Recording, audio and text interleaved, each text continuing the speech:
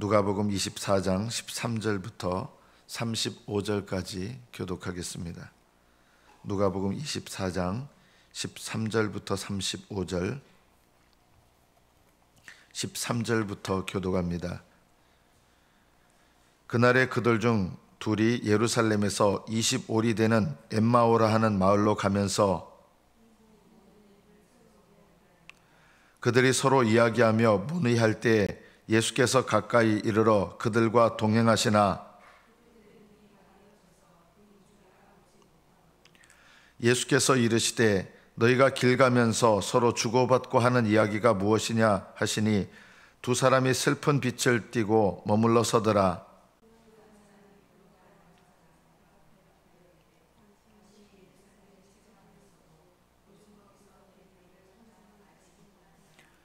이르시되 무슨 일이냐? 이르되 나사렛 예수의 일이니 그는 하나님과 모든 백성 앞에서 말과 일에 능하신 선지자이언을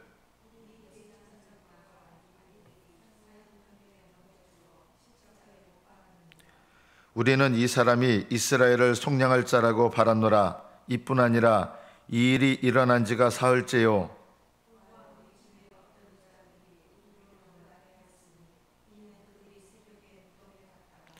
그의 시체는 보지 못하고 와서 그가 살아나셨다 하는 천사들의 나타남을 보았다 함이라.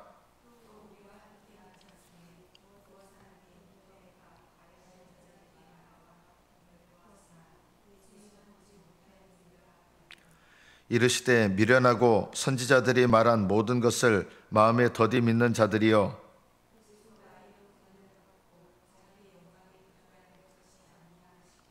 이에 모세와 모든 선지자의 글로 시작하여 모든 성경에 쓴 바 자기에 관한 것을 자세히 설명하시니라.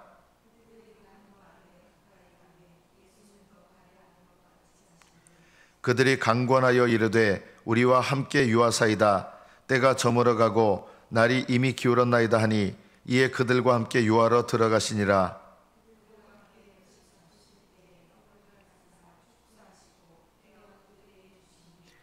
그들의 눈이 밝아져 그인 줄 알아보더니 예수는 그들에게 보이지 아니하시는지라.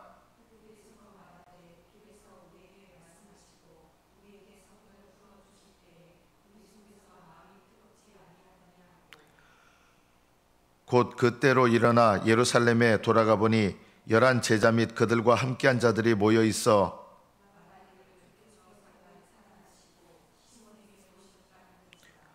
두 사람도 길에서 된 일과 예수께서 떡을 떼심으로 자기들에게 알려지신 것을 말하더라. 여기까지 받들어 읽겠습니다. 하나님께서는 우리를 기계로 대하지 않으십니다. 하나님은 우리를 무슨 컴퓨터와 같은 기계처럼 여기지 않습니다. 그럼 어떻게 여기실까요? 인격으로 대하십니다.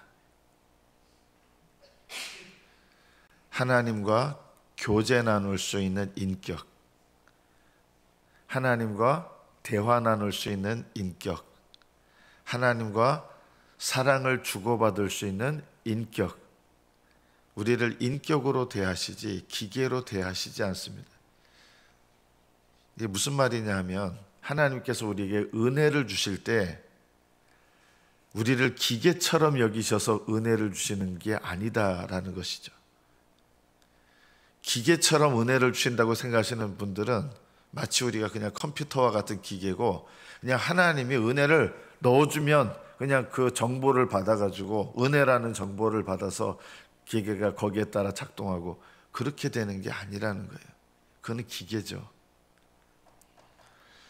주님께서 부활하셨지만 이 부활의 소식을 기뻐하는 제자들은 거의 없었습니다. 못 깨달으니까. 그 중에서 2명의 제자들이 예루살렘에서 25리, 우리 기준으로 하면 이제 요즘 기준으로 하면 10km 정도 거리입니다.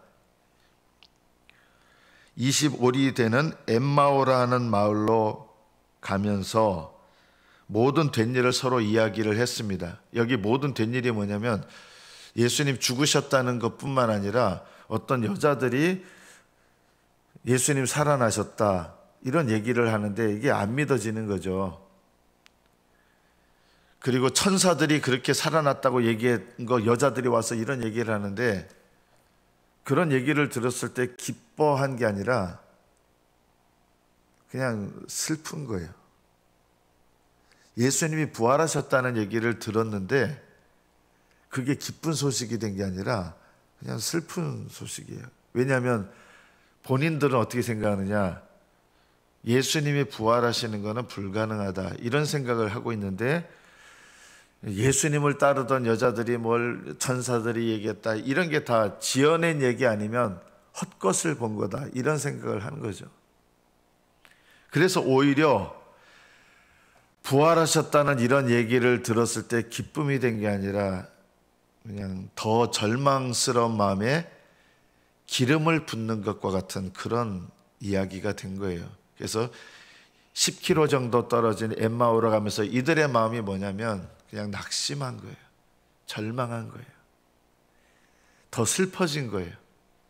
여러분, 어떤 슬픈 일을 당했는데 그거를 억지로 잊어버리려고 바둥바둥하는 그런 모습 볼 때 더 슬픈 거를 느낄 때가 있잖아요. 여자들이 와가지고 뭐 천사들이 이렇게 얘기했다고 하는 그런 얘기 들으면서 예수님의 십자가에 돌아가심이 그냥 더 슬프게 느껴진 겁니다. 낙심하고 절망한 마음으로 이렇게 가는데 예수님께서 그들과 함께 동행하셨습니다. 근데 그들이 예수님을 알아보지를 못했습니다. 동행하는데 웬 아마 젊은 남자가 자기들하고 같은 방향으로 간다고 하는 걸 느꼈을 거예요. 왜 못 알아봤을까요? 예수님이 아마 돌아가실 때 모습이 아니었을 가능성이 있어요. 물론 영적으로도 못 알아봤고 육적으로도 예수님의 용모가 돌아가실 때 용모였을 리가 없어요. 돌아가실 때 용모는 너무 수척하시고 많이 금식도 하셨고 한 50세쯤 보이셨거든요. 사람이 죽을 때 모습으로 이렇게 부활하는 건 아니거든요. 아마 예수님이 젊은 남자의 모습으로 보이지 않았을까. 같은 분이시지만 영적으로도 깨달을 수 없었고 육체적으로도 알아볼 수 없는 그런 상태입니다. 문제는 뭐냐면 예수님께서 동행하시나 그인 줄 알아보지 못하였다라는 것입니다. 이것이 이 두 명에게 나타나신 이유가 우리에게 말씀하시는 거예요. 예수님이 부활하셨다는 소식을 우리는 듣고 있습니다. 그런데 문제는 뭐냐면 내 삶 속에서는 부활했다고 느끼지를 않을 때가 많은 거예요. 여러분, 예수님 부활하신 거 알잖아요. 믿잖아요. 그런데 정작 나와 함께 하시는 주님을 내가 잘 모르는 거예요. 주님은 나와 함께 하시는데 내가 나와 함께 하시는 주님을 잘 못 느끼는 거예요. 이것이 이 엠마오로 가는 두 사람의 영적 모습입니다. 주님은 함께 하시는데 알아보지를 못하는 거예요. 주님은 여러분과 함께 하십니다. 근데 우리는 함께 하신다고 믿지만 함께 하시는 게 안 느껴지는 거예요. 이럴 때가 있죠. 그럼 주님께서 함께 하신다는 것을 처음부터 잠깐 멈춰봐. 내가 예수다. 왜 이렇게 하지 않으셨을까요? 엠마오로 지금 낙심하고 절망한 상태에서 걸어가는 두 제자에게 야, 잠깐 멈춰봐. 내가 예수다. 이렇게 안 하신 거예요. 너희들 여러분 서로 주고받고 하는 얘기가 무슨 얘기입니까? 이렇게 물으면서 그 얘기를 대답하는데도 못 알아보는 거예요. 이것은요, 왜 이럴까 이렇게 느끼실 게 아니라 우리도 똑같은 거예요. 예수님은 이미 나와 함께 하시는데 내가 못 알아보는 거예요. 알아볼 수 있는 영적인 눈이 없는 거예요. 부활하신 주님은 영적인 눈이 없으면 안 보여요. 불신자 중에 부활하신 예수님을 본 사람은 없어요. 부활하신 예수님은 영적인 눈을 가진 사람에게 나타내세요. 그런데 예수님을 알아보는 영적인 눈이 가리워져 있는 거예요. 그 두 사람 중에 한 사람의 이름이 나옵니다. 글로바라는 사람이에요. 좀 이름이 가끔 생각 안 나실 때 낙심해서 절망해서 걸어갔는데 클로버처럼 네잎 클로바를 맞는 것처럼 주님 조금 억지로 외우려고 그래요. 글로바예요. 글로바. 이 글로바라는 사람이 누구냐? 이 글로바라는 사람의 아내 이름도 성경에 나옵니다. 마리아입니다. 어머니 마리아가 아니라 마리아란 이름이 많은데 이 글로바의 아내 마리아가 어떤 사람이냐? 예수님께서 십자가에 달리셨을 때 그 밑에 있던 3명의 여자 중에 하나예요. 막달라 마리아가 있었고 어머니가 있었고 또 다른 마리아가 있는데 그 사람이 바로 글로바의 아내 마리아입니다. 예수님이 십자가에 달리셨을 때 그 밑에 있던 여인들 중에 한 명이라는 말은 이 글로바의 아내의 믿음이 아주 열정적인 사람이라는 뜻이에요. 아내는 어디 있겠어요 지금? 예루살렘에 있어요.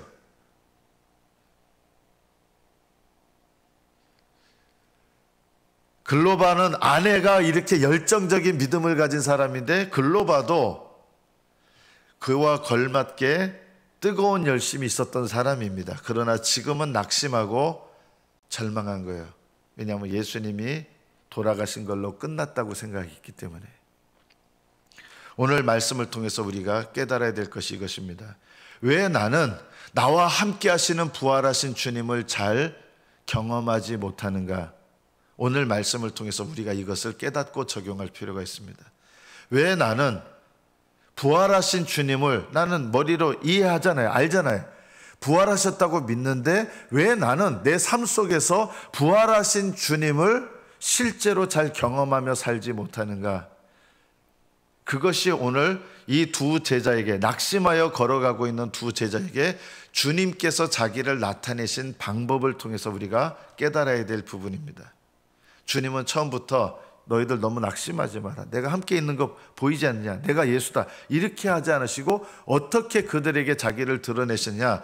너희 주고받고 하는 얘기가 뭐냐 하면서 서로 대화를 하다가 무슨 얘기를 하시냐면 너희들은 성경, 이 당시에는 구약 성경밖에 없잖아요. 성경에 쓴 바 자기에 관한 말씀을 자세히 풀어 말씀하신 거예요. 너희들은 성경 말씀에 이런 일이 되리라고 이미 예언하고 있는데 이게 왜 안 깨달아지고 안 믿어지느냐. 나중에 이 두 사람이 서로 이야기하면서 부활하신 주님을 만난 다음에 이 얘기를 해요. 그분이 주님께서 우리에게 말씀을 풀어주실 때 그때 우리의 마음에 뜨겁지 아니하더냐. 말씀을 풀어주실 때 마음이 뜨거웠다는 거예요. 둘 다 경험한 거예요. 여러분, 주님께서, 부활하신 주님께서 나와 함께 하시지만 나와 함께 하시는 것을 왜 내가 경험하지 못하느냐. 그냥 주님께서 나한테 나타내시면 되는데 그럼 어떻게 나타내시냐 하는 거예요. 여러분, 이것을 기억하세요. 여러분이 말씀을 읽고 묵상하고 그 말씀을 적용하는 가운데서 부활하신 주님은 나에게 부활의 주님을 계시하시는 거예요. 저는 주님께서 나와 함께 하시는 것을 잘 못 느끼겠어요. 저는 안 봐도 정답을 말씀드릴 수 있어요. 안 봐도요. 성경 잘 안 읽으시죠?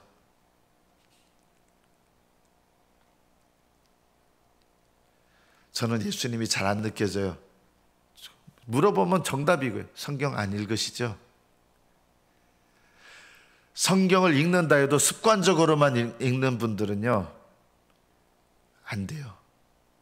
성경을 읽고 묵상하고 적용하려고 하는 이 과정 속에서 주님은 나에게 부활하신 주님이 나와 함께 하신다는 것을 나타내시는 거예요.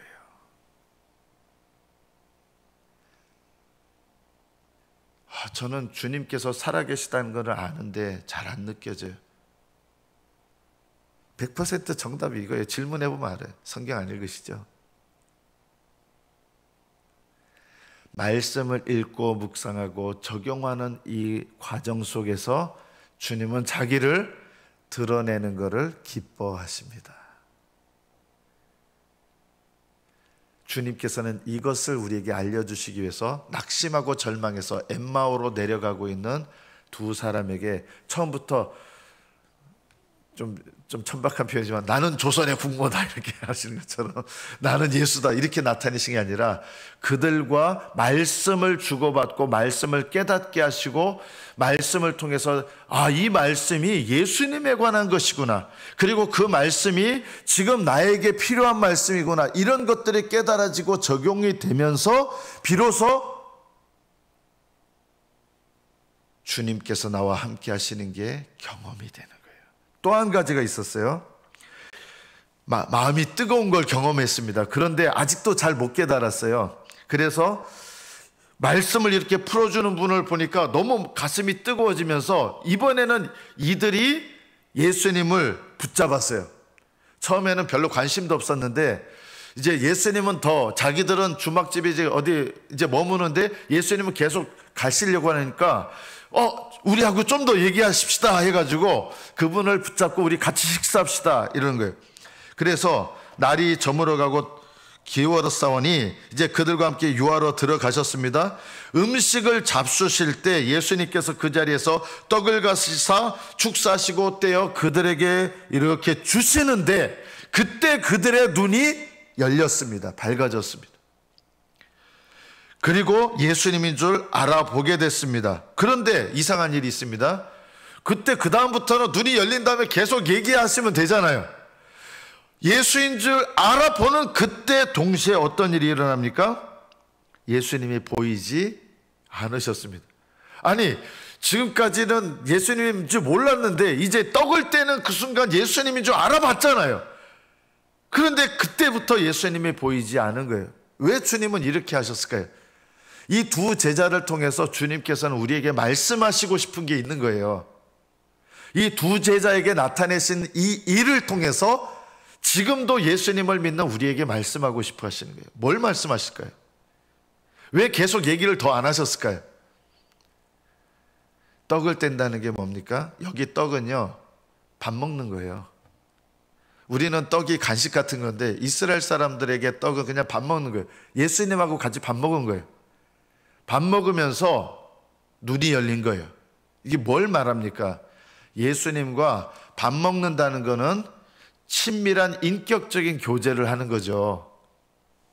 여러분, 예수님과 친밀한 인격적인 교제를 하는 게 뭡니까? 기도하는 거죠. 저는 예수님 살아계심이 잘 안 느껴집니다. 두 번째, 성경 그래도 읽는데요. 속으로는 대답이 이거예요. 성경은 읽으시지만 그냥 읽으시는군요. 말씀을 새기면서 묵상하고 적용하려고 하면서 말씀 읽으시면 분명히 예수님 자신을 계시하고 가슴이 뜨거워지는 게 있거든요. 왜 뜨거워졌다는 게 뭐예요? 말씀 가운데 주님께서 자기를 나타내셨기 때문에 가슴이 뜨거워진 거예요. 또 주님과 떡을 뗀다는 게 뭐냐면 밥 먹으면서 주님과 교제하는데 어떤 분들은 주님과 교제하지만 그냥 밥 먹으면서 눈이 안 열려요. 여러분, 기도하실 때 눈이 열려야 되거든요. 왜 기도하는데 눈이 안 열리느냐? 그냥 습관적으로 기도하시면 눈이 안 열려요. 밥 먹어도 안 열려요.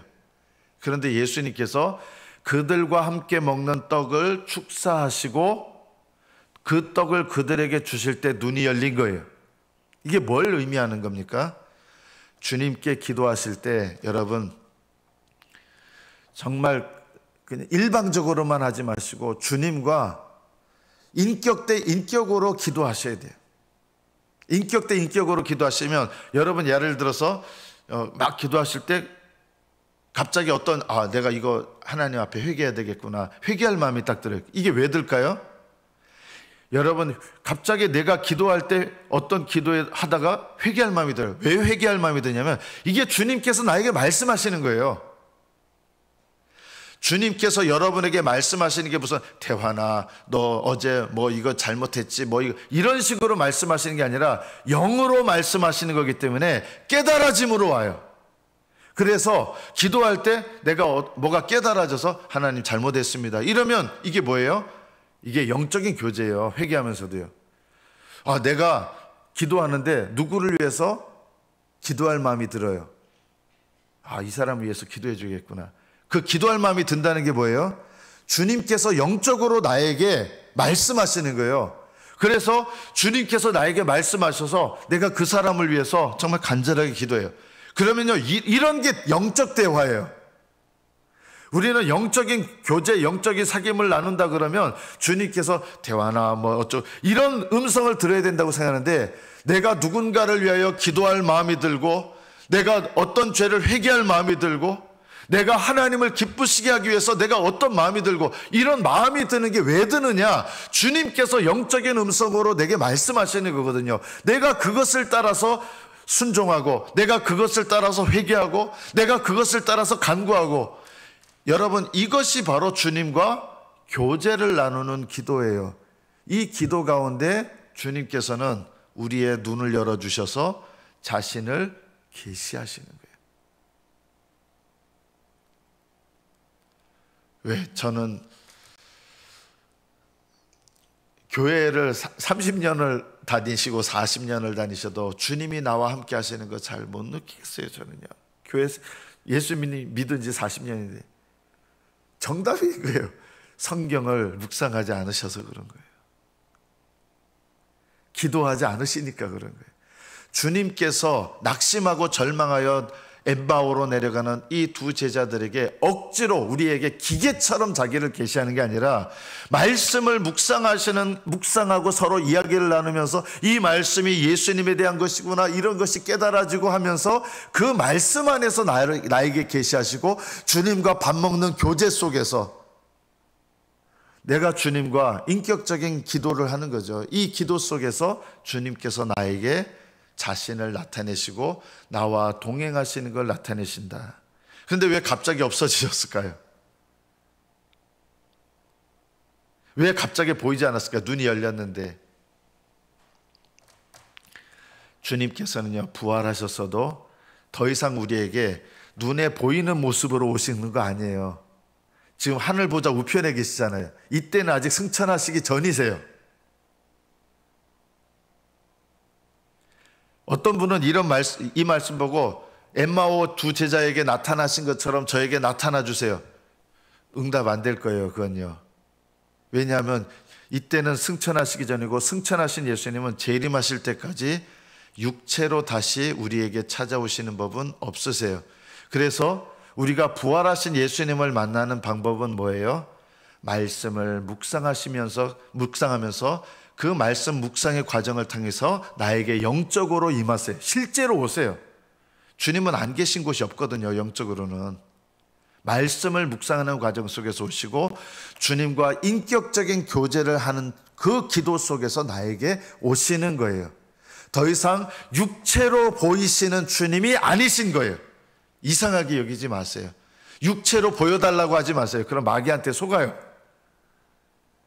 주님은 말씀과 이 인격적인 기도 속에서 지금도 우리에게 영적으로 임하시고 찾아오십니다.